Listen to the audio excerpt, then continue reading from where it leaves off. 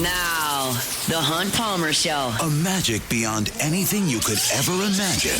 You are now listening to the Hunt Palmer Show. Brought to you by Sagrera Farms on 104.5 ESPN Baton Rouge. Locking down the middle of the day. You really think that's the best idea? Live from the Raising Cane's studio. This is Hunt Palmer. It's quite a piece of work.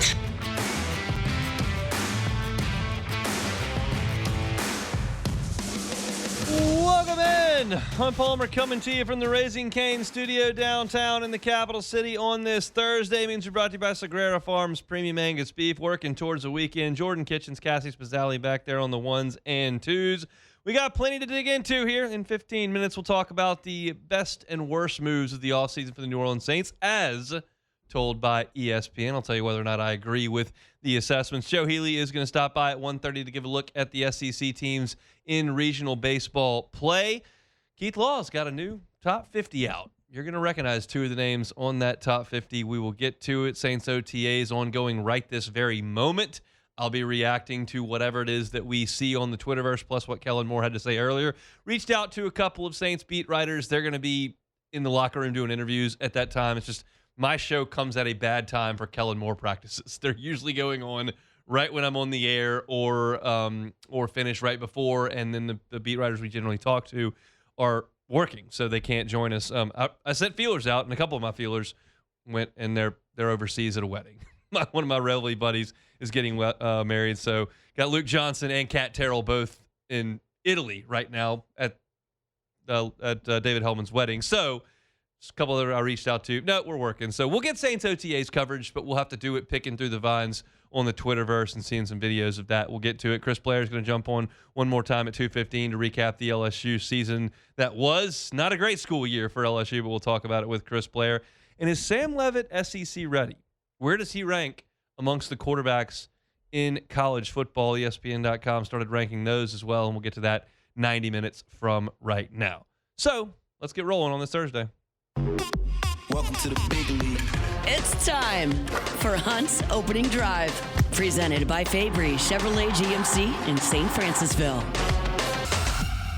So yesterday, Matt Moscona sat here in this studio with Gavin Guidry, with Derek Curiel. He talked to those two guys about the season that was, talked about the battles that this team went through, the injury issues, their draft decisions.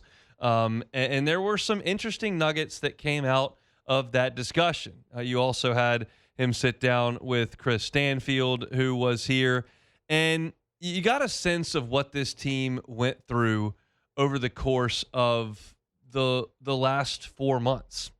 And as we all kind of try to wrap our heads around what it was that happened to this baseball team, one of the narratives that cannot be overlooked, it can't be fully blamed, but it can't be overlooked, was the injury situation that this team went through. Derek Curiel tells Matt yesterday he had a broken bone in his ankle in November of last year. And we know that Chris Stanfield broke his hand. Told that to Matt in game number 2. And we know that Cooper Moore suffered a freak injury in the weight room and broke a bone in his elbow-ish area just lifting weights with a sweaty weight bar. We know that Stephen Milam battled through this entire season in pain. We know that Jake Brown broke his hand. We know that Chris Stanfield returned from the broken hand and strained his hamstring. We know that Seth Dardar bashed into second base and badly hurt his foot ankle area. We know that John Pearson strained his hamstring in Starkville. We know Kason Evans got scratched from a start in Starkville. We know that Zach York injured his foot. We know that William Schmidt didn't make his last 2 starts. It's just a confluence of events and injuries that cannot be ignored. If I had told you that Derek Curiel, Chris Stanfield, and Jake Brown would all either break a bone or miss significant time. Curiel didn't miss time, but he did break a bone. That Stephen Milam would play the whole season hurt. Seth Dardar would miss a significant amount of time. Zach York would get hurt. Now, he was out of the lineup at that point, so that's a minor one. But the Kason Evans, William Schmidt, and Cooper Moore would all miss multiple starts. Like, all of a sudden, it starts to add up. And that doesn't excuse the poor offensive weekends that LSU had against Texas A&M or against Oklahoma. It doesn't excuse the bullpen's complete inability to throw the ball over the plate. It doesn't excuse the wild pitches and pass balls, some of the pathetic infield defense that LSU played early. It doesn't excuse losing 2 out of 3 to Sacramento State. I'm not pinning an entire 58 games worth of misery on the injury situation, but saying it out loud does drive home a point that, like, goodness gracious. And something that has stood out to me, and this all happened on our airwaves yesterday, is those guys, Cooper Moore talking about his injury, Chris Stanfield talking about his injury, Derek Curiel talking about his injury, Gavin Guidry talking about the season that was. That all happened on AFR yesterday. On my show, I had Koki Riley on. He was in Hoover with the team when their season ended. They lost to Auburn.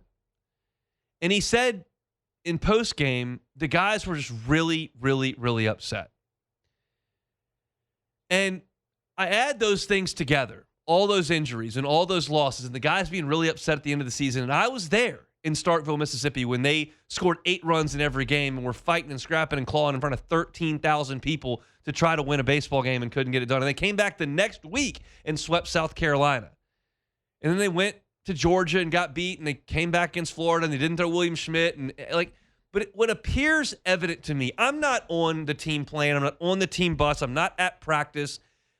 What appears evident to me is that Jay Johnson kept this group in the fight. And that's not good enough in Baton Rouge in baseball. That's not what the standard of the program is. But I am going to take it like 13 columns down the ledger on this season and just mark it as a small check. Because you can't play 56 games without adversity. 2023 felt like a super team. Their bullpen buckled against Mississippi State. They had trouble finding a second starter.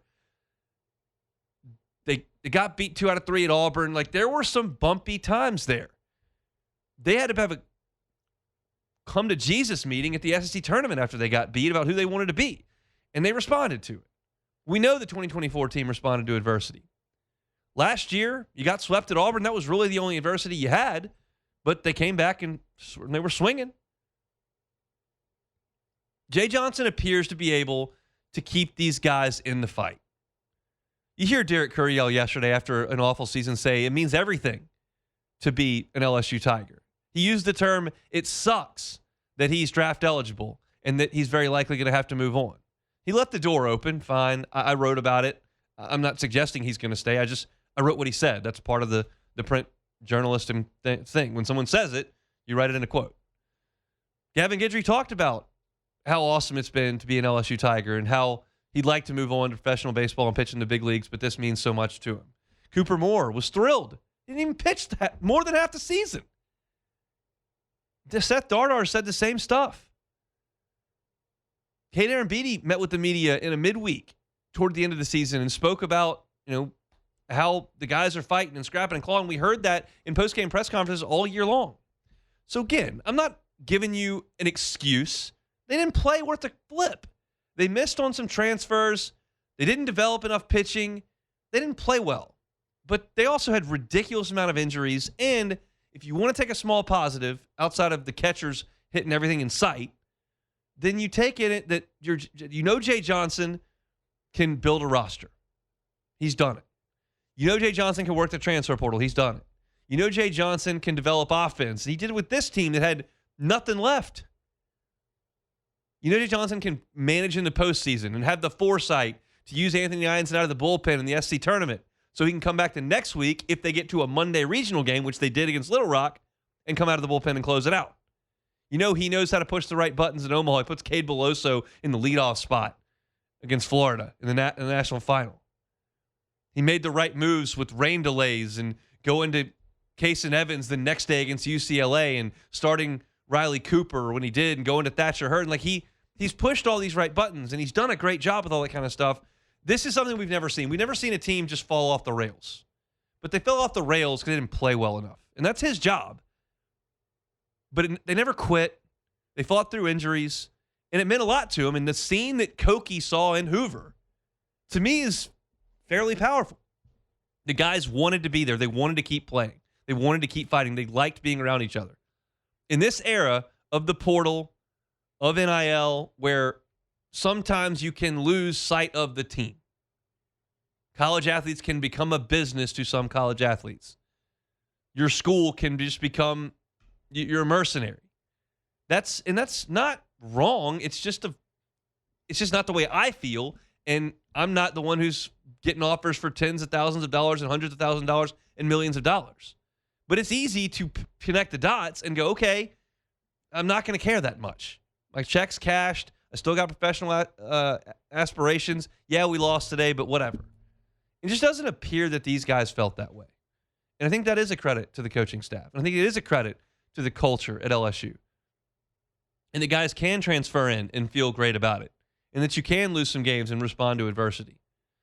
I'm not here to paint the rosiest picture ever, I promise. It's not the indication. I have written and written and written about how poorly this team has played. I have talked and talked and talked about how poorly this team has played.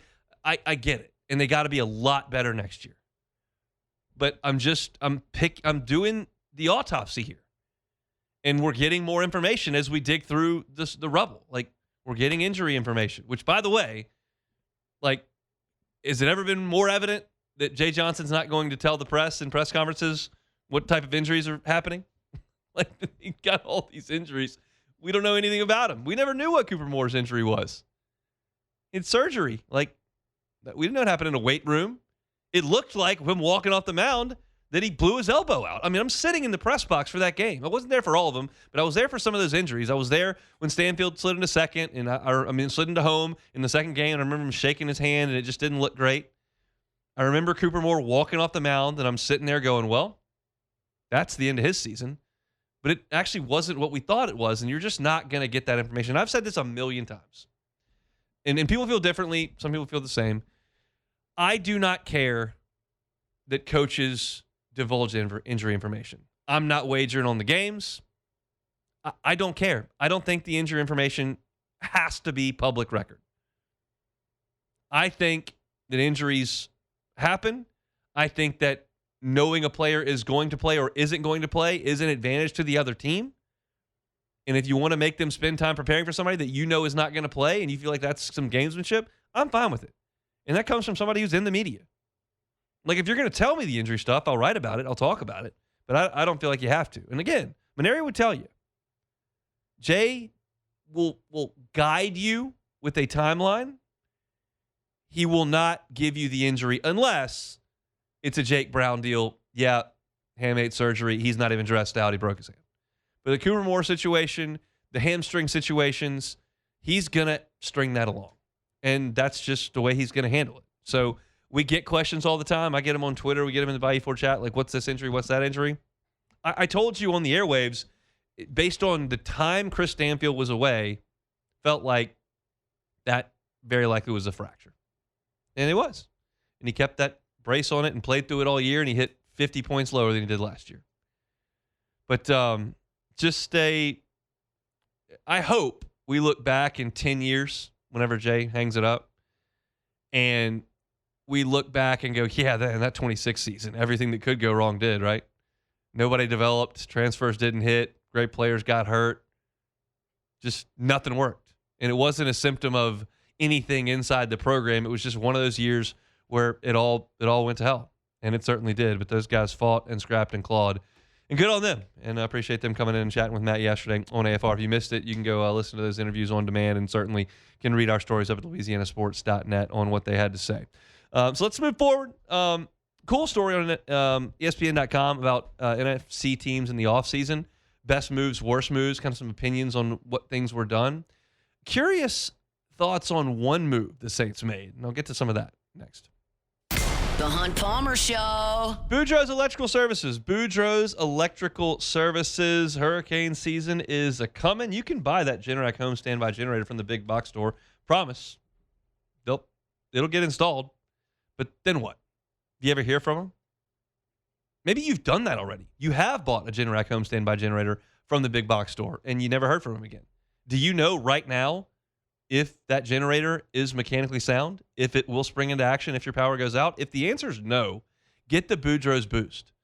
Call Boudreaux's Electrical at 985-397-1562 and say, hey, I bought this 3 years ago. I haven't had to use it or haven't used it in a year and a half, but I'm not sure if there's any issues. Can y'all come do some maintenance? They're happy to do that. You can join the Boudreaux's Boost, and they'll take care of you from here on out.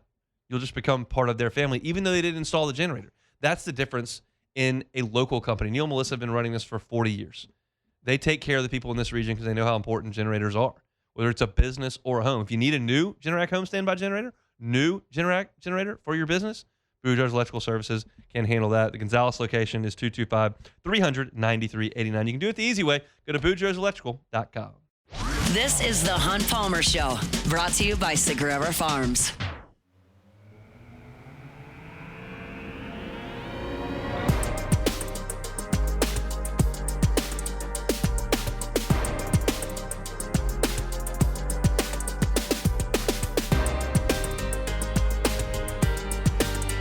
You already knew Lifetime Roofing could handle your roofing issues, right? They can handle your inspections. They can handle your repairs. They can do tune-ups. They can obviously get you a new roof. But did you know they do professional installation with gutters, with siding, and windows? So wherever your concern is on the exterior of your home, maybe your biggest investment is for a lot of people, Lifetime Roofing can help you out with that.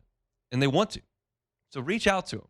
Have them come out, look at your roof, install those gutters, install that siding, new windows. They can do it all at Lifetime Roofing. And what they do is offer a lifetime workmanship warranty, which includes materials that are backed by Certainty, one of the oldest and most trusted names in building materials. Need financing? They got it. 0% up to 18 months. Local company, local people helping this community, especially in this time as we enter storm season. So keep them in mind. It's Lifetime Roofing. They're online at lifetimeroofingla.com, lifetimeroofingla.com.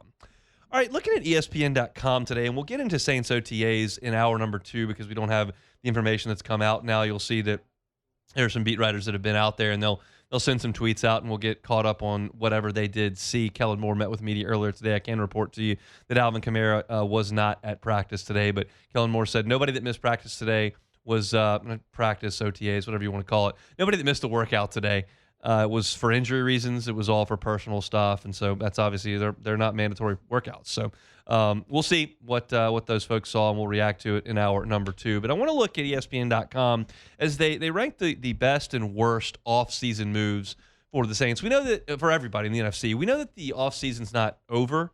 There are still moves that can be made. There will be veterans that are cut loose and that you pick up as camp progresses, but a lot of the big stuff has been done. You had the big wave of veteran free agency right there at the front end, and then you've obviously got the NFL draft. And so teams have adequately remade their rosters and will now look to fine-tune things as you move forward.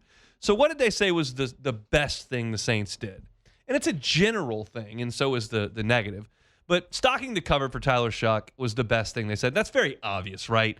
You know what they did in going ahead and taking Jordan Tyson with a top 10 pick.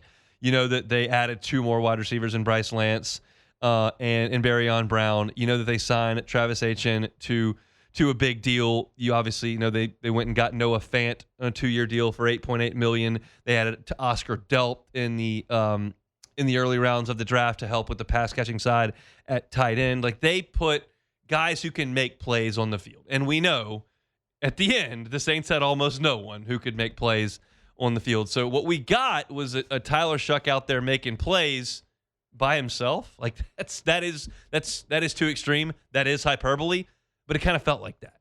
And so clearly the best thing the Saints did was what they had to do was restock the shelves. And I don't know how you could really complain with it. Like, they went and got 3 wide receivers in the draft and 2 tight ends in the offseason, and went and signed a big-name running back in free agency. Like, I don't know how they could have done anything more than what they did. Now, that's not to suggest we know all those guys are going to pan out, and you can talk dollars and cents about Etienne all day, and you can talk about how big an impact Noah Fant can have with Juwan Johnson. But in terms of the numbers they brought in, the assets that they used on them, the Saints absolutely made it a concerted effort and a good one. And I think that will pay for New Orleans. And so I agree with that.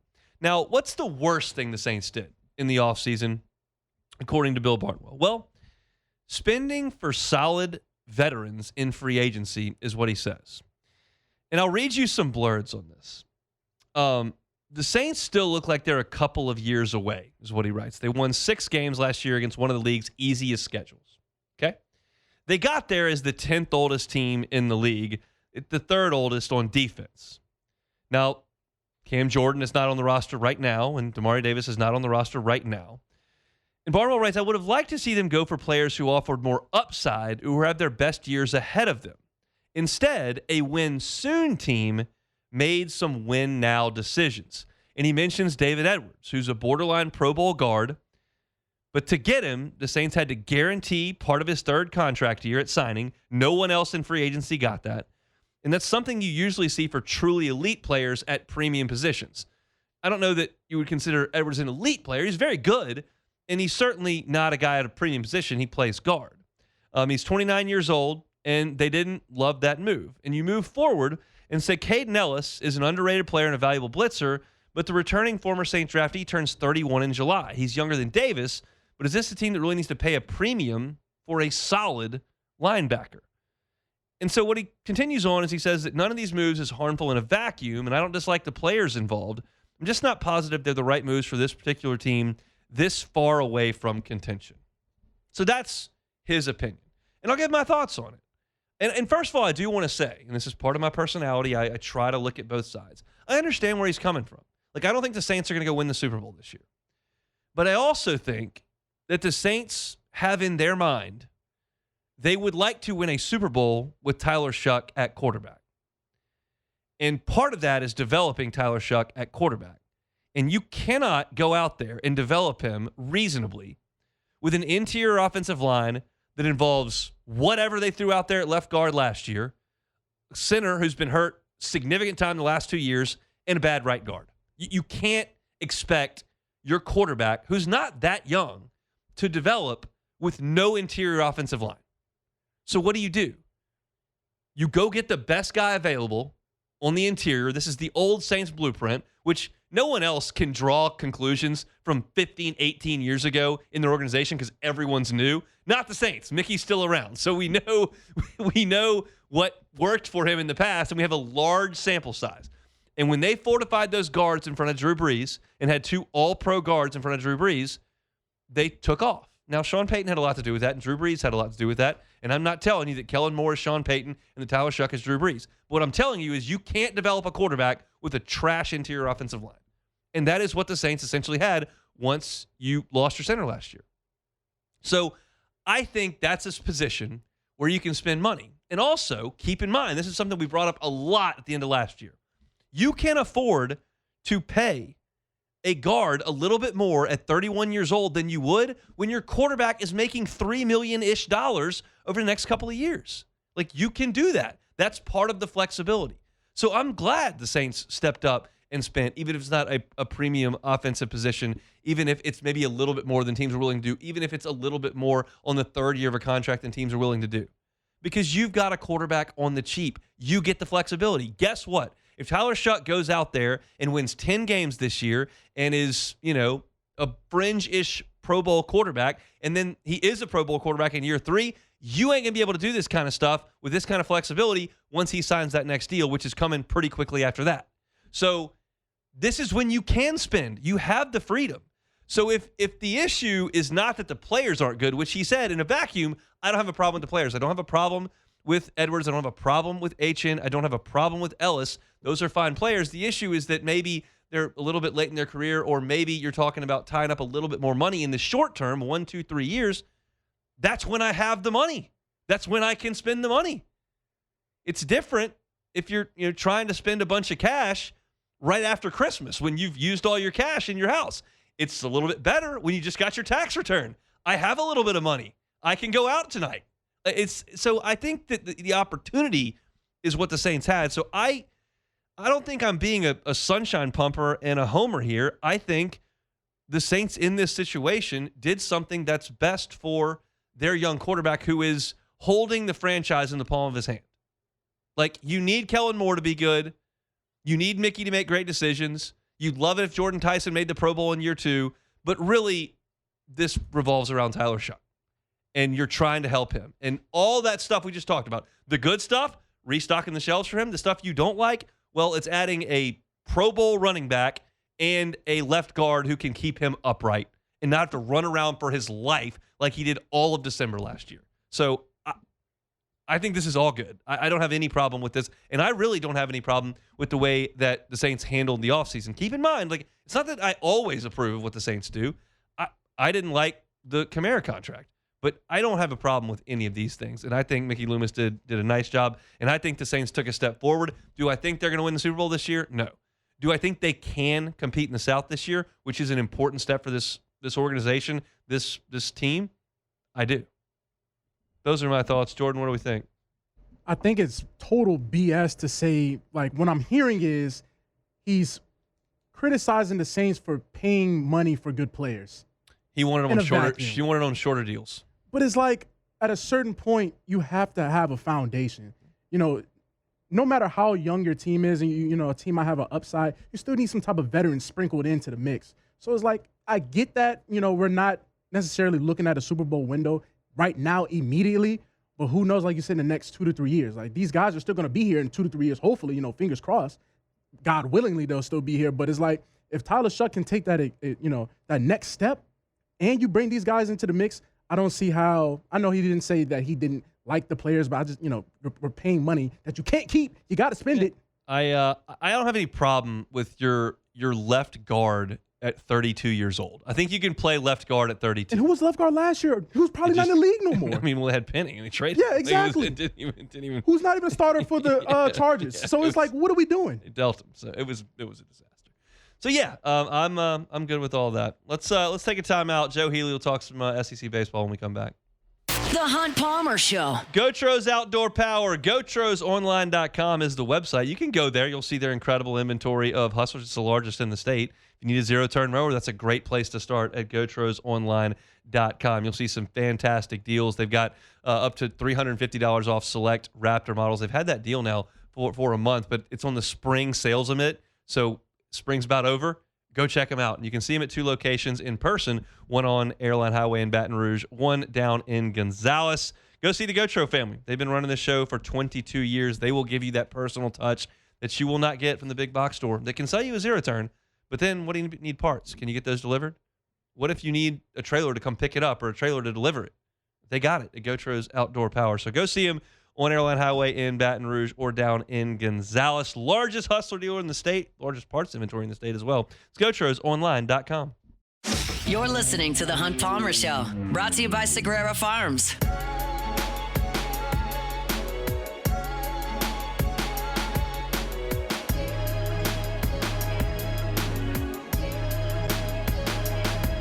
Thursday show is brought to you by Sagrera Farms Premium Angus Beef. Father's Day is on the way. If you're looking for a gift for the dad or multiple dads in your life, Sagrera Farms might be a great option for you. We'll tell you about them as the show goes on. It's going to be all quiet here in Baton Rouge tomorrow, and that is a weird thing at this time of year. First time since they've had the NCAA tournament, not counting 2020, since 2011 that LSU will not be in the field. But Joe Healy's still going to cover the tournament for whatever reason, so we'll have him on to talk about it. He, of course, with SEC Extra and the D1 baseball team. Joins us on Thursdays. Joe, how are you?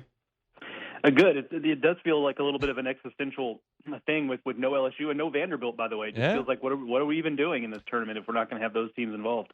I'm sad, but I'm still going to watch it. I've found... Because when LSU got left out in 2011, I was like, man, I don't know if I can watch next week. And when they lose in heartbreaking fashion in a regional or super, I find the next week hard to get into emotionally.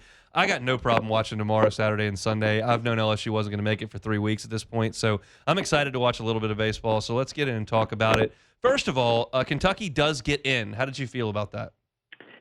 I wasn't a huge fan, to be honest. I get that quality or quantity of series wins is not an official metric. So that's the company line there, right? Like, that's not an official metric. It's all about quad 1 wins, quad 2 wins, RPI, KPI, DSR. And among all those things, Kentucky did fine. Like, that's a resume that gets you in, 9 times out of 10 and probably 10 times out of 10. But I just thought it was disqualifying to have a team that just didn't win that many games in the regular season in SEC play. And obviously the committee felt differently, but that's a team that I would not have necessarily felt bad leaving out of the field if push came to shove and I was on the committee. Arkansas does not get a host. We kind of thought that would be the case because of that RPI in the low 20s, even though they won, 21 league games. How did you feel about that? Yeah, that one I disagreed with more vehemently, I would say, just because I felt like the only things that Mississippi State really had going for it over Arkansas were the ratings and the metrics, and it's not like that was that big of a gulf between those two teams. But you look at Arkansas, they finished a game better in the SEC standings. They won the head-to-head series against Mississippi State. They had 18 quad one wins, which is the second most in the country behind only Georgia Tech. Like, it just felt like a much stronger resume ultimately than what Mississippi State did. But the metrics and having a stronger strength of schedule within the conference is what won out for Mississippi State. I would have gone the other way, but, I'm not necessarily kicking and screaming about having State as a host either. Let's talk about the Hogs. They're in Lawrence, Kansas. They're going to throw Gabe Gackle tomorrow against Missouri State, which would leave Hunter Dietz for Saturday if they can get by. How do you feel about their chances in Lawrence, even though they're not hosting? Yeah, I think they got a really good chance. If they're not going to host, I thought this was the best case scenario for them. You're going to a team that hasn't hosted before, and I think anybody who pays attention to the NCAA baseball tournament knows that those first-time hosts, sometimes things get a little wonky for them. There's a lot of pressure. There's a lot of distraction. There's just a lot of stuff going on whenever you host. And as a first-time host, that can be a little too much for a team to handle, and I wonder if we'll see that with Kansas. I also love the move to start Gackle in the opening game. Missouri State is a physical, powerful offense, but there is a lot of swing and miss there. And when Gackle is on is when he's able to get people to chase out of the zone. And I think there's going to be a lot of that for Missouri State. So I totally agree with the move to start Gackle, save Dietz for a potential 1-0 game against Kansas. And in general, I like Arkansas's chances to come out of that one. Maybe the best SEC game of the day tomorrow for LSU fans that want to tune in late night at 8 o'clock on ESPN2. Ole Miss is going to play Arizona State up in Lincoln, Nebraska. Hunter Elliott will be on the mound. Tough draw for Ole Miss. How do you feel about it? Yeah, it's certainly a tough draw. To me, that's the toughest regional. When I look at regional strength, I like to look at how many teams can reasonably win this thing, and that one has three teams that can reasonably win that thing with Nebraska, Ole Miss, and Arizona State. Ole Miss is going to have a handful with Cole Carlone in the opening game, and Cole Carlone is a little bit like Gabe Gackle in that he needs teams to go out of the zone a little bit, and Ole Miss is willing to do that at times. Now, the flip side is also that Carlone is not that efficient a pitcher. So if Ole Miss can just wait him out and just take some walks and make him work a little bit, you can probably get him out of the game by the fifth inning, and you feel pretty good against Arizona State's bullpen. But to me, that's the ultimate thing to watch there with this game is, are they able to get Carlone out of the game early on, or is Carlone able to settle in and get Ole Miss to chase out of the zone, and he's able to throw 6, 7 innings? Is there a host that you're a little bit concerned about this weekend in the SEC? Just with the up and down, I guess I've just never been that sold on this year. So I guess Alabama is the one that I kind of look at because it just feels like I look at that's a team I still look at, and I'm still not exactly sure how it is they got where they got. Now, full credit, right? Like if you get to the entire regular season with that kind of record, as Bill Parcells says, you are what your record says you are. So they are deserving of what they got here. But I also think they got a tough draw with a 2 seed in Oklahoma State that's playing really well right now. An Oklahoma State team that can really mash. I think it's an Alabama pitching staff that throws a lot of strikes, and I just wonder if that's going to be a really tough matchup if they get into a regional final against an Oklahoma State team that's going to look to put up runs in bunches. I also think it's an Oklahoma. I know it is an Oklahoma State team that is a lot healthier on the mound than they were about a month or two ago. I actually saw them in person about the time they were starting to get healthy, and they looked like a really dangerous team. So I think Alabama was always going to be a team that I was a little bit dubious of getting through a home regional. But then you throw Oklahoma State in there, and it makes me just that much more nervous for them.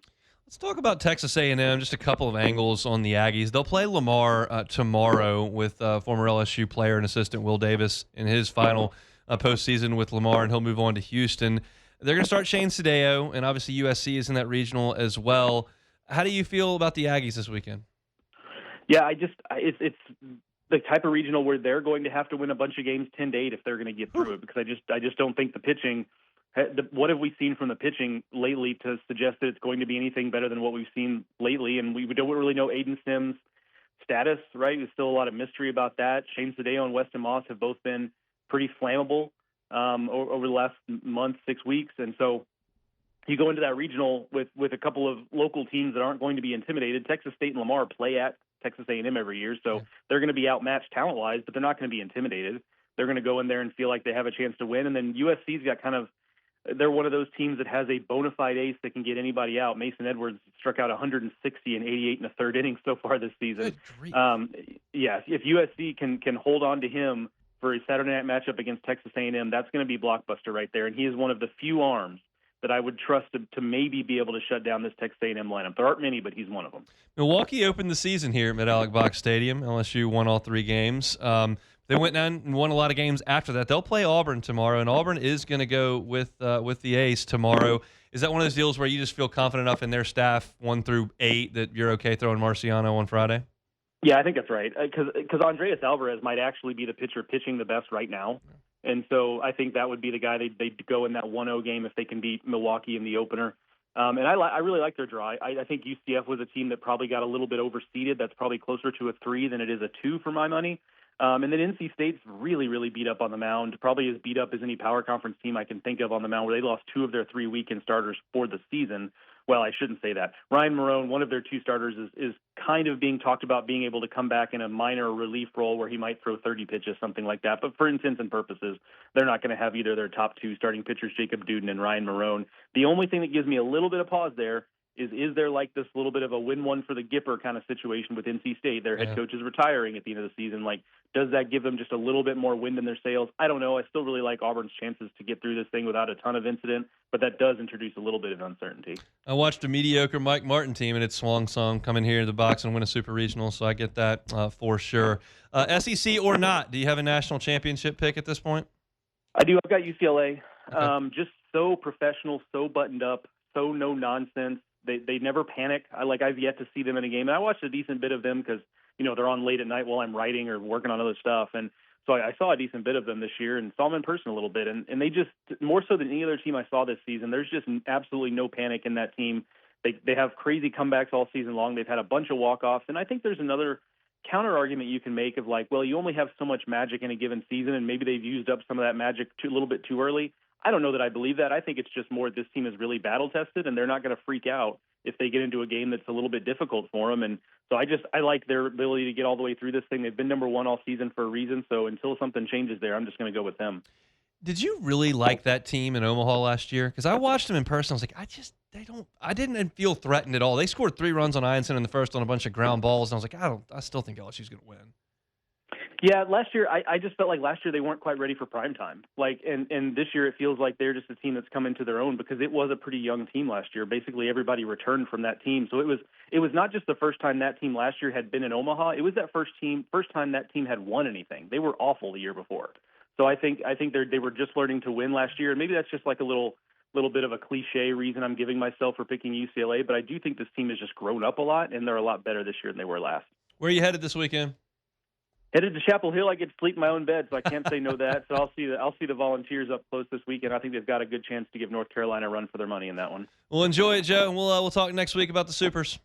All right, Hunt, see you, buddy. Joe Healy, D1 Baseball's SEC Extra Team. I said this on Tuesday. We didn't have a show on Monday. On Tuesday, I'm not going to spend a lot of time talking about the NCAA baseball tournament. Maybe one segment a show, and if there's enough Saints and football talk or recruiting something, we won't do it at all. I realize that that's not exactly where y'all want to talk this time of year, but I do love the tournament. I'm interested in it. There are some teams that we saw, and the football guys are running around in shorts right now. So, I'm not going to do it. I'm not going to spend an hour on the NCAA baseball tournament every day while it's going on. We would do 2 hours if LSU was in it. I do understand that, and I do understand those of you that are like, I'm just not interested in that at all. I'll find something else. But while it's this time of year, I do think that this is a college baseball town and a college baseball radio station. And I think that, like I said to Joe in that interview, if you missed it, I don't think LSU fans are heartbroken for tomorrow.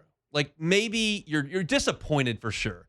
But when the 14 team lost to Houston, I can remember this because you had Aaron Nola and you had Alex Bregman. And when the 14 team lost to Houston, I just couldn't watch the Supers. That was gut wrenching. This was not gut wrenching. It was miserable for a lot of April and May. But I'm over it. It was just bad. I'm ready for portal guys to start committing and signing, and we'll certainly talk about that during the NCAA tournament because LSU will get portal commitments during that. But I'm okay snipping in a storyline here or there. I'm not going to break down every game and give you play-by-play, but if there's an upset or if there's a controversial play or something, we're going to talk about it a little bit. Not going to spend a ton of time on it, but appreciate Joe. And we'll talk to Joe next Thursday before the Supers kind of get a thumbnail on the SEC teams, and I hope they're all out. I hope they all lose their regionals. I don't believe they will, but I hope they do.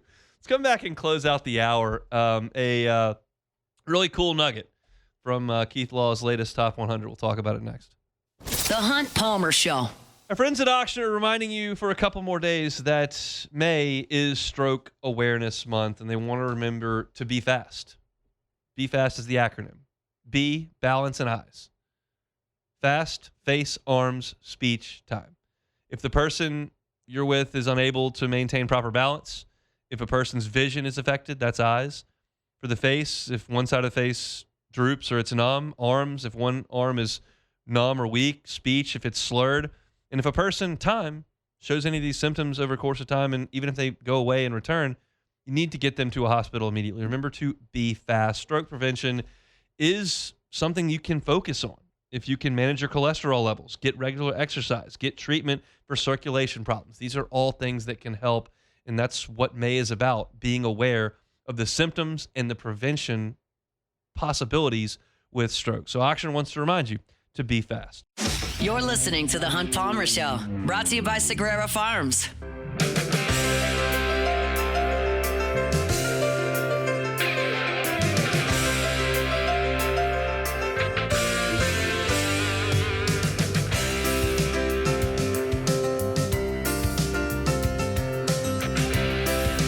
Shout out my friends at Marucci. Go take a tour of Marucci. You can see where the official bat of Major League Baseball is made. They make 1,200 of them every single day. So get a ticket, maruccisports.com/campus-tour. Every ticket comes with a 20% discount in the Campus Tour store as well as in the Hitter's House. And I know a lot of folks are looking for things for their kids to do during the day. If you can sneak away, get the kids over to Marucci, take a tour. It could be a really cool day for them to see where the best players in the world get their equipment. And it's right here in Baton Rouge at Marucci. Stop by, get a tour, learn the story of how it went from a backyard shed to the best of the best. It's Marucci right here in Baton Rouge. Speaking of the best of the best, Keith Law came out with his latest top 50 prospects in professional baseball.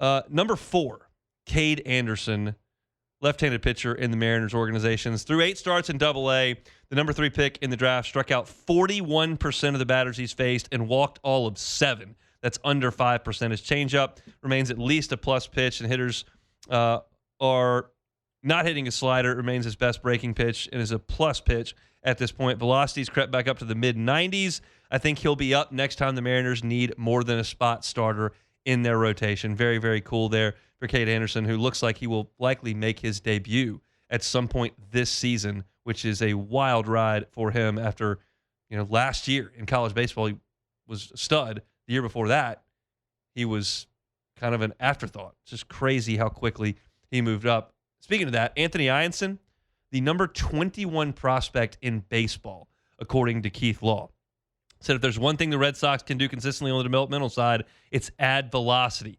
Last year, Ianson had been up to 98 at LSU, but sat 93, 94.